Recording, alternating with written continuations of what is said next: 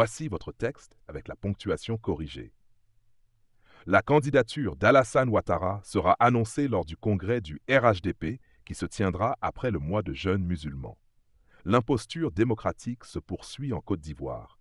Alassane le vieux Grigou s'apprête à annoncer sa candidature pour un 4e mandat, piétinant une fois de plus la Constitution et la volonté du peuple. Depuis des mois, je vous avais averti. En effet, le 28 novembre 2024, lors d'une réunion secrète avec son cercle restreint, Alassane Ouattara a décidé, envers et contre tout, de briguer un 4e mandat illégal, excluant du jeu politique les présidents Laurent Gbagbo et Guillaume Soro ainsi que Blé Goudé. Les courtisans du régime ont crié au complot et les naïfs ont douté. Excédé, le vieux Grigou a passé un savon à ses collaborateurs, les traitant d'incapables et de bons à rien, expliquant que, contraints par leur incompétence, ils n'avaient d'autre choix que de briguer un 4e mandat. Oui, vous avez bien entendu.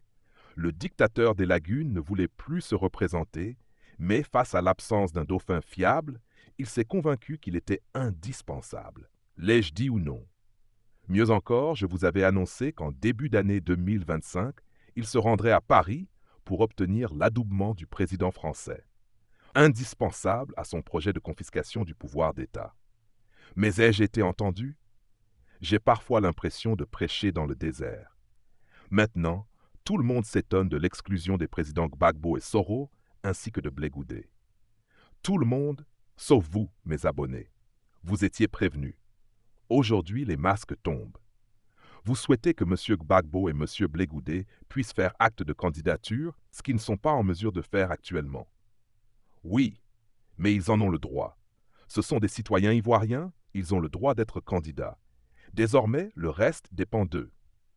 Alors avec vous, il est impossible de les en priver.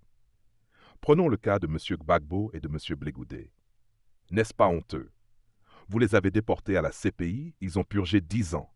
C'est pas normal. Vous les avez envoyés dans ce pays sous prétexte qu'ils avaient commis des crimes. Ils ont fait 10 ans, ce pays les a déclarés innocents, et maintenant vous leur collez 20 ans, vous les privez de leurs droits, et vous pensez qu'il n'y a rien à faire, qu'ils vont se soumettre? Moi, je ne comprends pas les gens.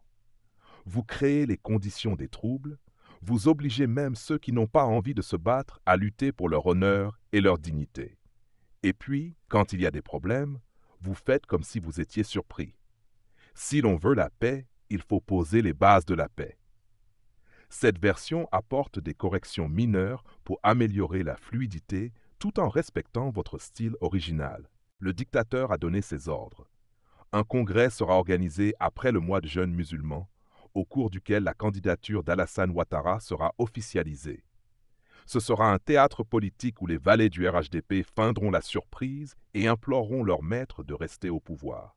Ce sera le signal d'une répression, une vague de violence visant à terroriser la population et à verrouiller définitivement le pouvoir.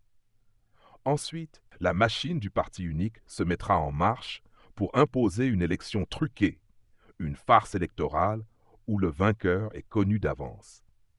Mais ne soyez pas pressés. Nous-mêmes, nous l'avons déjà devancé en disant que ce n'est pas à Monsieur le Président de décider s'il ira à ces élections, c'est à nous de dire que nous sommes là pour faire campagne.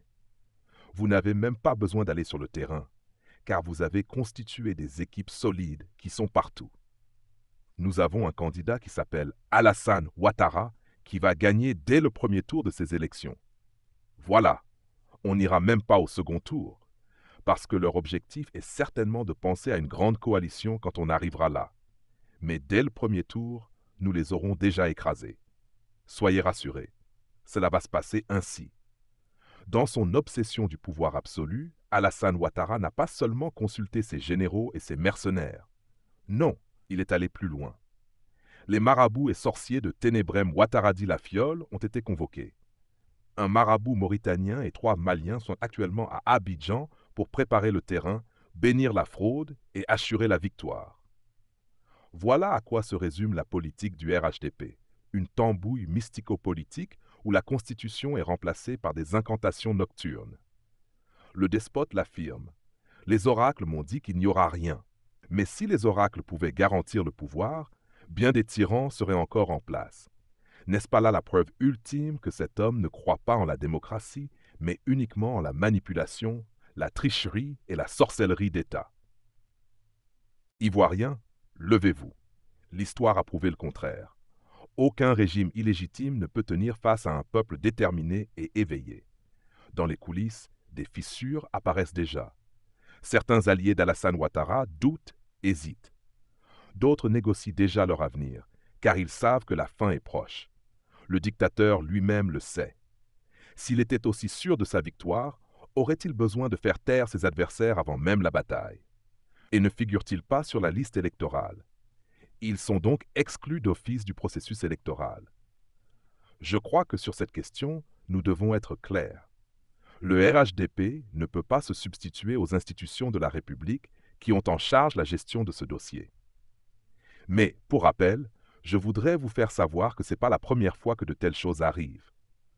On a vu Laurent Gbagbo participer à des élections en tant que candidat et, de l'autre côté, on a vu le président Bédier qui avait été exclu, mais le ciel ne nous est pas tombé sur la tête. Cela veut dire que s'agissant de leur réinscription sur la liste électorale, ils doivent s'adresser à l'institution en charge de gérer ce dossier. Et comme nous sommes dans le processus du contentieux, le conseil que je peux leur donner est de s'engager dans ce processus et de voir dans quelle mesure, s'ils le méritent, ils peuvent être inscrits sur la liste électorale. Sur ce point, un élément est clair. La démocratie contribue à la paix.